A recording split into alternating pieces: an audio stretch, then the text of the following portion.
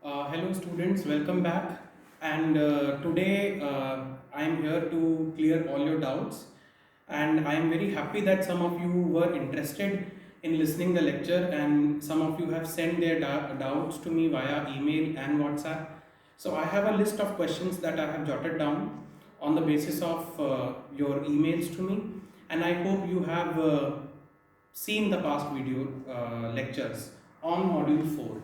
So I'll read every question, and every question I'll deal separately, and kindly see these questions, kindly try to understand these situations, because these doubts were some of the very important doubts which may occur while reading the module, and some are related to the concepts and some are related to the provisions.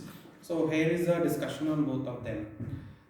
See, the first question which I asked to you in the last module was on whether there can be a situation when there are two parties, let's say A and B, and if there is an agreement between A and B that C will perform the promise of A, then can B in that situation enforce the contract against A?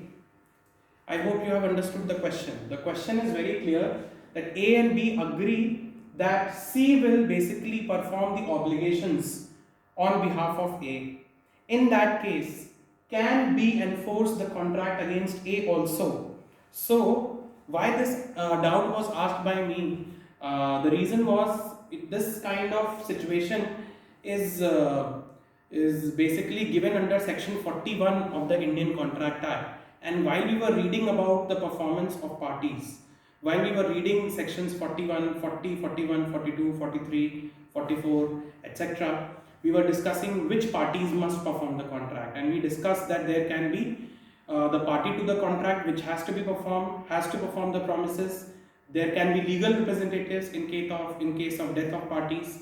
And there is also a situation when the party can not be forced to perform the promise, because the promise that particular party was to perform was dependent on his personal skills. There I gave you this question.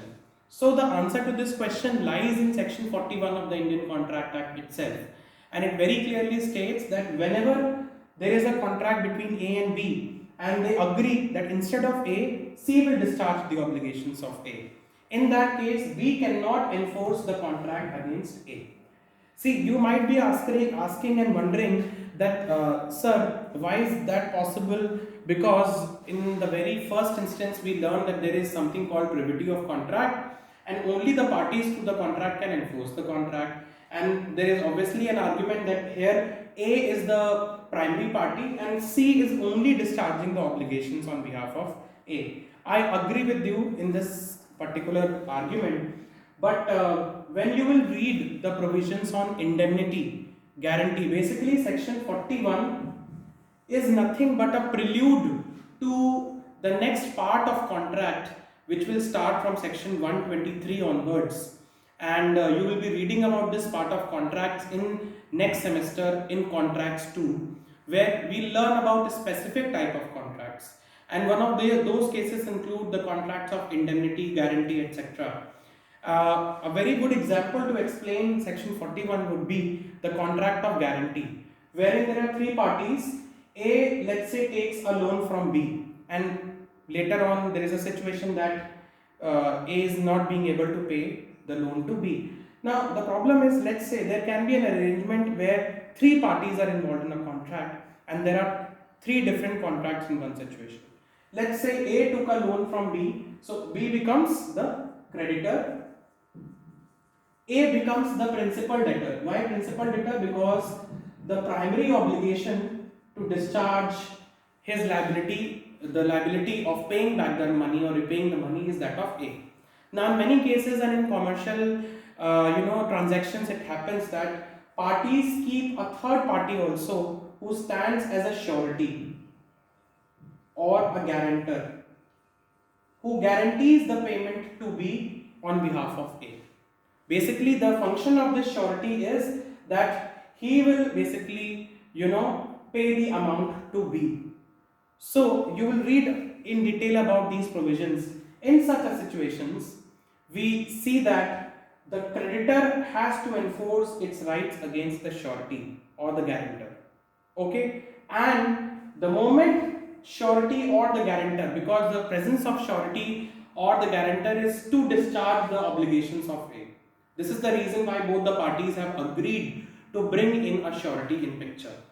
Here, once surety discharges the obligations of A, the moment he discharges the obligations of A, this particular contract will come to an end automatically. Do you agree with me? This I think should be understood, because C is acting on behalf of A. Basically, C is like an agent of A. The moment C discharges the obligations of A to B, this particular contract comes to an existence, this contract. Now, which contract remains? Only A and C. Now, that is a different, obviously, a different conclusion, that now C can demand the money from A. That is a different thing. But this is to explain you basically my question and section 41, that there is a possibility of such kind of an arrangement also, where once a third party has been appointed or agreed between the primary parties, that a third party will discharge the obligations of one of the parties. In that case, here B cannot enforce the contract directly against A, because B has also agreed to, for this kind of a transaction. Basically, it's a tripartite contract. Okay, the second question which was asked to me, and I think that it is very important to be understood, is that on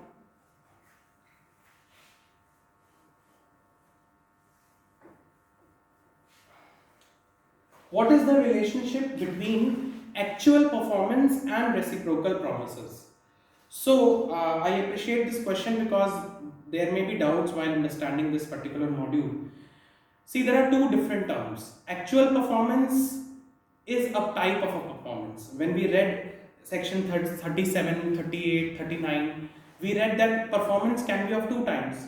Actual performance means when you are actually doing something for the other party. And the other kind of performance is attempted performance. The example is simple. Let's say there are two parties, A and B.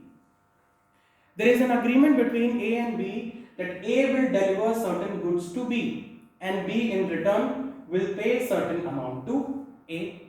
Okay? Now in this case, the moment till the moment when A takes those goods and goes to B's house to deliver the goods to B, this part of transaction is called attempted performance. The moment A delivers the goods to B, okay, this is the actual performance of his particular promise. So that is the minute difference between attempted and actual performance.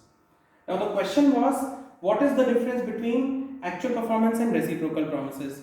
I hope you have understood what actual performance means. Now let's come to reciprocal promise. See, I am understanding that some of you are getting confused between a promise and a reciprocal promise. See, promise is nothing but the event when your proposal gets accepted. You know what a proposal is? You have understood it in the definition itself in section 2a. That is, whenever you signify your willingness and in order to get an assent from the other party, that whole thing is called proposal. It's already, you have understood it. And then when you come down to the definition section, it is already there that once a proposal is accepted, it becomes a promise. Okay, yes. So I hope you understand that promises are made from both the sides. Okay. Now in such a situation, it is the reciprocal promises which actually create the contract. Let's see, X and Y are two parties. X and Y. X made a proposal to Y and his proposal was accepted. The moment his proposal was accepted, it became a promise. Y also made a proposal to X and that proposal was also accepted and that became a promise. So and this transaction is nothing but the transaction is that of reciprocal promises. Reciprocal promises simply means a promise in exchange of other promise, and there the promises themselves constitute the consideration. and that is also very clear in the definitions which we read in section 2. So just to add few more details, most of the contracts today are based on reciprocal promises only. Promise is just a beginning concept to make you understand what basically a promise is. But a contract is created by not just one promise, it is created by a set of promises. And that set of promises can be reciprocal in the sense that you are promising the other party in exchange of another promise. That set of promises is called reciprocal promise. Now coming back to the question, actually there is no relationship between actual performance and reciprocal promises. It should be very much clear that performance only comes after promises are made. Performance cannot come before a promise, right? So once you will make proposal will get converted into a promise. Once both the promises are in picture, there is a sufficient consideration. It's a case of reciprocal promise. Now the parties will move towards performance. So there is no relation. It's just that they are connected by means of a transaction. Reciprocal promise comes first and then comes actual or attempted performance, whatever. Okay, so there is no actually difference, or in the sense there is no relation, and there is no point of comparing these two concepts. They are related only in terms of their, the chronology in which they occur. Now coming to next question, the question which was asked to me was, what is the difference between bilateral promise and reciprocal promise? See, first of all, there is no usage of such kind of a term called bilateral promises. Bilateral promises, if at all is used in the context of a bilateral contract as such. Otherwise, there is no reason to distinguish between bilateral promise or a reciprocal promise. Promises can be of few types. We read about it already in our beginning chapter. Bilateral promise, if you see it in look at this expression, bilateral promises are those promises which are made by bilaterally, which means by agreeing to each other. However, what I am getting out of this expression is that bilateral promises is relating to bilateral contracts. And bilateral contracts, via bilateral contracts, I mean contracts where both the parties have to perform something for each other, and the outstanding obligations still exist on the side of both the parties. If you remember, we distinguish between what is a unilateral contract and bilateral contract. And I gave you an example of, let's say that X had published in a newspaper that this reward will be given to a person, any person who finds his dog. A's dog is lost, and A has basically advertised in the newspaper that whoever finds this dog will get this reward. Now what kind of a contract is this? We discussed this. It's not a bilateral contract. It might seem to be a bilateral contract because you will say, sir, ultimately only one person can accept this, because it's not like a continuing contract or a continuing case. It's only one person will be able to find, or you can argue that only once a dog will be found, and the moment that particular dog will be found, that particular person will be the other party of this contract. I agree, there are two parties, but conceptually it is only a unilateral contract. Why? Because excess performance of the promise is dependent upon this particular act of finding out the dog. The moment any party finds out the dog which was advertised in the reward, X will be bound to pay him. So there is a boundation on the side of one party in cases of unilateral contract.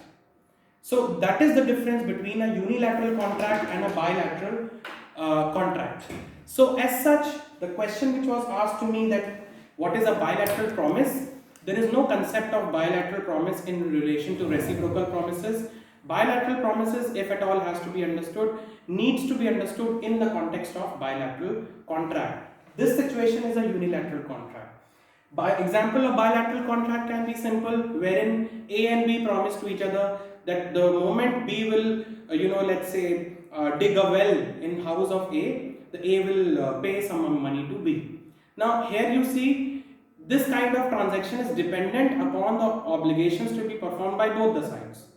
A is not bound to do it unless and until B does it. Okay, so both are not bound. Okay, but in cases of unilateral contract, cases where an announcement of reward is made, A has to pay the amount to any person whosoever finds that dog. And since in the initial beginning that person is not known, I am just making a reward that listen, this is the advertisement, my dog has been lost, whoever finds this dog will be paid this reward. Now, at this juncture, I don't know who the other party will be. So, that is the reason why such situations are called unilateral contracts, where only one party makes a promise. Now, the performance of this promise made by X here, who has published the advertisement, is dependent on the performance of promise by any person from the public. The moment that person from the public finds that dog, X in this situation will be bound to pay that particular person. So that is the difference. Now the next question which was asked to me was, can a promise be fulfilled by actual performance or a promise in return? I think I already made a distinction between actual promise and reciprocal promises. Actual performance and reciprocal promises. Of course, as I said, it's like chronology. First proposal is made, proposal is converted into promise, and then promises or set of promises, which we basically discussed as reciprocal promises, and later on, after promises come to into picture, the stage of performance starts. So obviously, a promise can be fulfilled, has to be fulfilled by performance. And what kind of performance? Actual performance and not attempted performance. Okay, so that is a doubt which I have already discussed. Now a very good question was asked to me by some student, and that student asked me what is the difference between section 64 and section 65, and how are they related at all. See, we discussed section 64 and 65 when we were discussing that when discharge can happen by consent or by an agreement. We discussed novation, we discussed accord and satisfaction, and in the same connection we discussed section 64 and 65. See, both 64, there is first point of difference with which you should understand and always remember that 64 is related to voidable contracts, 65 is related to void agreements. However, both the sections talk about what will be the consequence of such of rescission of a void contract, and what will be the consequence of a rescission of a void agreement. Okay, and we discussed it in relation to section 62, wherein rescission by agreement was given. See, if you see section 64, it is very clearly given that any party at whose option the contract becomes voidable, if that party rescinds the contract, is bound to restore any benefit which he might have received from the other party. However, in section 65, since it talks about void agreement and not voidable contracts, here the word used is any person who has received any benefit whatsoever under the contract is bound to restore. So the difference between section 64 and 65 is, under section 64, the party who claims for the cancellation of instrument we discussed it earlier also. The usage of this expression is under a specific relief act in section 31, 32, 33, and cancellation of instrument is a stage which happens in the court before a party claims the rescission of a voidable contract. Now, it is given under section 64 that once a party claims the rescission of a contract, basis of which is voidable, maybe on the grounds of any of the grounds which vitiate free consent, let's say, in that case it is clearly given, if he has taken any benefit, he must restore it. And I explained to you already this section by taking an example of section 19A, wherein it was given that, let's say, A has taken some loan of 200 rupees from B, and here A is a farmer and B is a money lender, and in return there is an agreement between A and B that A will repay to B in not 200 rupees, he will return to B 400 rupees, with 8% interest.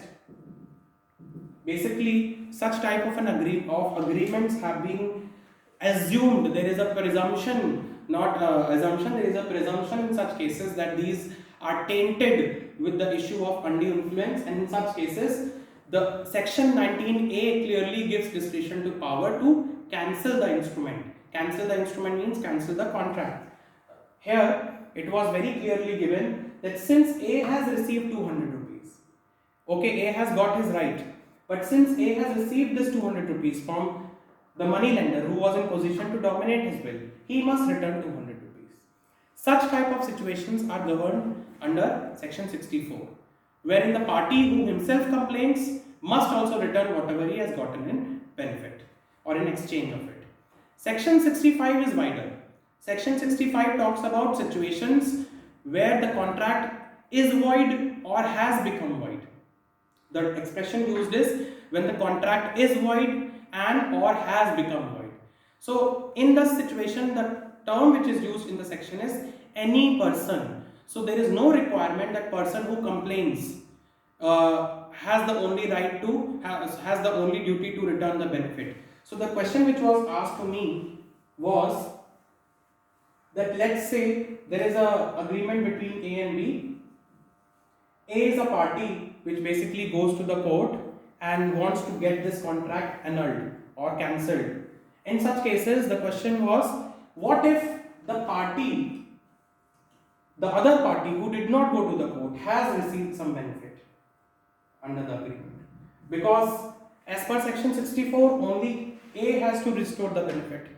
But what if the party who is not complaining has received the benefit? Then in such situations we resort to section 65, and that too only after the contract has become void, and we also refer to section 33 of the Specific Relief Act, wherein section 33 very clearly states two situations. First, when a party who goes to the court at whose option the contract was voidable requests the court to cancel the instrument. In such cases, that particular party must basically restore the benefit whatever that party has obtained. And the second clause of section 33 is very clear. If the defendant, this party basically, resists the suit on any ground that this contract was void ab initio, let's say a case of minor, in such cases also, this party who is just defending the suit must also return whatever benefit he has received under the contract. And we have read this situation when we were reading about minor's liability under section 68, and we read the Mohri B.B. case. So you relate section 68, Mohri B.B., this situation, this question, section 33 of the Specific Relief Act and section 65. Now the next question which was asked to me was, what is the scope of section 75, and what if in the example of manager and singer, if you remember the example of manager and singer which is already given in the act, what if the manager modifies the contract? See, if you remember, we discussed in section 62, modification, alteration, novation can only be done by agreement. If the manager unilaterally modifies the contract, basically the right of singer accrues, because now the singer can claim compensation for the breach of the contract, for not taking the consent and for being forced to fulfill a promise which was not agreed by him. But let's say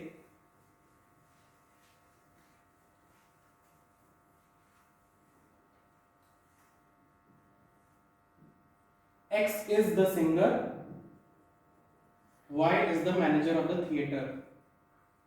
And I am also clubbing the last question in this example, that is the relationship. What is the relationship between section 75 and section 39 through this example? Now let's say X is the singer and Y is the manager, and there is an agreement between both the parties that this singer will go to the theatre of this manager and he will sing once in every week, or let's say sing once in every week. and this was for a particular period of time. Now let's say the singer went to the first week, but he defaulted in the second week. In this situation, what is the remedy available to manager? This was very clearly given under section 75. Manager has the right to rescind the contract. That is why section 75 clearly says party rightfully rescinding the contract is has the right to get compensation for the non-performance of promise by the other party. In this situation, manager can directly rescind the contract, rightfully rescind the contract, because X has not come on the second week. Plus, he can also ask for compensation for the loss that he might have occurred because the singer did not come in the second week. This is the first situation. Coming to the next situation. This is the situation which was governed under section 75. Now coming to section 39.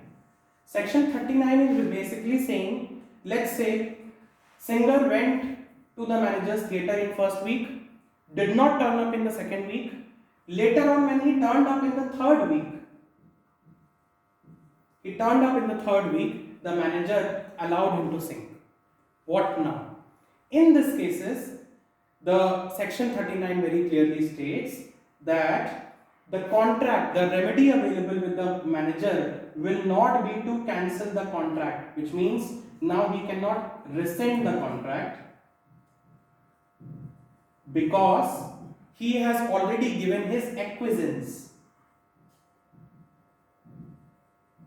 in the continuation of the contract. He has already given his assent. Acquiescence is basically, you will be reading jurisprudence, and hopefully this will be discussed in your subject, that acquiescence basically is the culmination of a right which accrues to a party when the other party kinds of waives his right and allows the other party to keep on continuing his act. So the same thing is happening here, acquiescence. Here, the remedy which will be available to manager will not be to rescind the contract, but only to claim the compensation for the second week. So that is why when I was discussing section 39, I discussed section 39 along with section 75. Because section 39 only talks about what will be the consequence of such kind of a rescission in such cases. But section 75 actually is an operative provision which talks about the remedy. That is the relation and difference between section 39 and 75. I hope I have addressed all the doubts which I received via email or WhatsApp, and I hope the question which was asked to me regarding the difference between promise and reciprocal promise and actual performance is also clear. With this, we come to an end of the module, and I am preparing a synopsis for this module also, and you will be receiving that synopsis in a very short while. Thank you so much and all the best.